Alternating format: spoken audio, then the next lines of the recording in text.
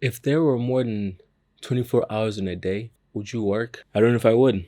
I'd work a little bit more, so maybe yes. I don't know. Anywho, my name is Johnny, and finals are absolutely kicking my ass. No one asked, but I'm gonna just put that out there. Today, I wanted to talk about the 5 productivity tips that I wish I knew early on in life. I think knowing these tips like early on in life would have been so good because my life would have been so much, so much, so much easier. For me, productivity is like super, super important because I watch people like Elon Musk sometimes talk about how he like works 100 hours or something like that in a week. I can't remember, and like I'm like, how does a person do this without like burning out? Obviously there's like some factors of like loving what you do and like doing a few different things. He does a few different things, so being able to like switch out between the different things that he does, and SpaceX, all these companies, he can do basically look like he's doing the same thing for 100 hours, but he's really doing a lot of different things and like pursuing a lot of avenues, so he's being very productive. But as far as like being productive, there's like definitely tips that I wish I had known earlier on in life. The first of those tips is being absolutely like honest with myself. I really wish I was like more honest with myself when setting expectations and figuring out things that I wanted to do. I tend to like set goals that are like really, really, really high and then turn out kind of like short of them. I actually enjoy that because it gives me the ability to like try to overachieve on something that realistically I probably couldn't do. But in the long run, it turns out to be something that I did so much better than I would have expected if I had set realistic goals. So being honest with myself and like realizing that helped me a lot in figuring out like, hey, this is not like necessarily a good thing, but it's also not necessarily a bad thing. So like you have to learn how to like figure it out and like use it to your own advantage. The second tip that I wish I'd learned earlier in life is making your bed in the morning. I grew up in a family where like my mom was like always like on my ass about like making my bed whenever I'd wake up in the morning. And I didn't quite get it. I did make my bed all the time, when I was living at home, when I moved to boarding school and all that stuff. But it wasn't until like probably later on, when like I was like 13 or something like that, that I started like realizing that like making my bed is a huge milestone.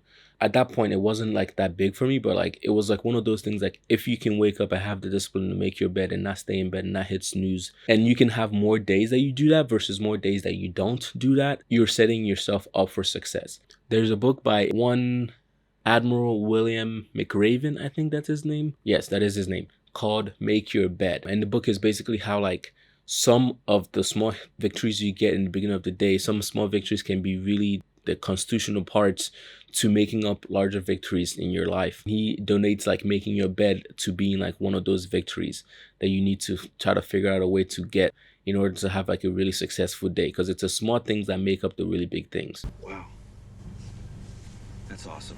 Another thing that I needed to be honest about myself was like eliminating distractions. Just finding things that like I have in my life that I'm like, I don't need it. I don't need it.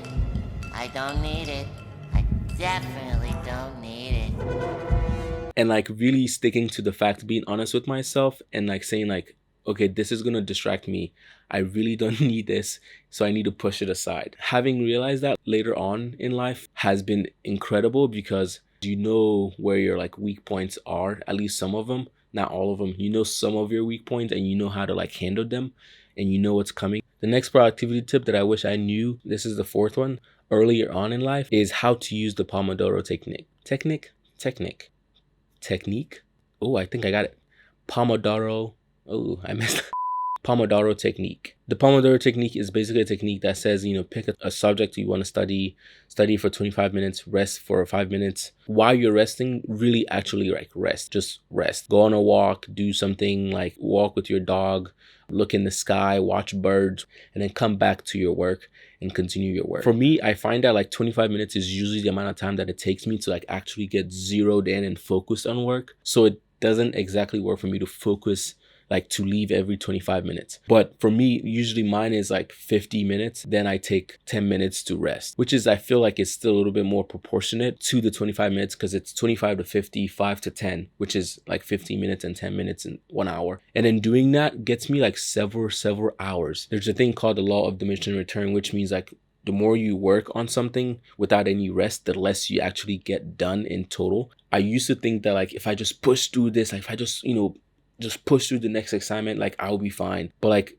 getting older and like realizing that that is not true at all. There are some times that you need to like really push through something. If you're doing an all-nighter just because you needed to get an extra little bit of work done, then that's okay, but still dangerously so. But if you are planning an all-nighter, then it's really, really not okay. If you are planning to get no rest at all, then you really need to evaluate like why are you doing what you're doing, and like really look out for the idea of burnout. But if it's just like you're doing something and you just get caught up in the music of what you're doing, and like you just happen to do a little bit more, like, you know, it's 25 minutes of Pomodoro Technique, but you just happen to do like, I don't know, like 30 minutes, right? Or like an hour, but then you rest sufficiently, then you're kind of like okay. But if you're planning repeatedly to not be able to take rest, it's not okay. So that's why I've definitely like adopted the Pomodoro Technique in my life to help me figure out when I need to rest as I work through my day. The next productivity tip that is huge in my life these days is being like thankful and counting your blessings one by one, and not necessarily like literally one by one, because like I know, I don't know about anybody else, but I feel like if I counted all my blessings one by one, it would take me several millennia, because I believe that I've been very, very blessed, and I continue to be blessed, and I will continue to be blessed. You totally are. I can see it in your eyes. Counting your blessings is a really good way for you to recognize that you are in a position to do good. Steve Harvey said something really cool, and he said, if God was through with you, you wouldn't be here. The fact that you're still here means that there's like a bigger message, and you need to tune into that. And a lot of times it takes us being like intentional and like zeroed into like our life and our blessings and stuff like that to know that like we have way more. If you're still on the green side of life, you are very, very blessed. And counting your fortune makes you very happy, which in turn gives you like reward of the heart that you can actually really use and go out there and like pursue the stuff that you want to pursue. So if you aren't doing this already, count your blessings, even on your worst days, the days that you feel icky, the days that you feel like you don't have anything to like really live for. There are those days. Be thankful for what you have. Count them, because it's a really good way of being. It is also awesome because it's like giving you a positive mindset for you to go about and like throughout your day, and that kind of a little bit like rewires your brain, which gives you a lot of productivity in the back end of things. So if you ever feel terrible, if you ever feel like the day is not your day, count your blessings. Count the fact that you have a shoe in your foot. Count the fact that you're watching this video on a phone. There's a lot of people around the world doing worse than you are, and it puts you in a position where like you really realize where you are, and then you can like move onward from there. I think it's a really awesome thing, and it's something that everybody should really try out. Thank you so much for watching, and as you're counting your blessings, please smash the like button and subscribe. Comment down below what is the productivity tip you learned sooner than later, but you're thankful that you've learned it. Thank you so much for watching, and I will see you later.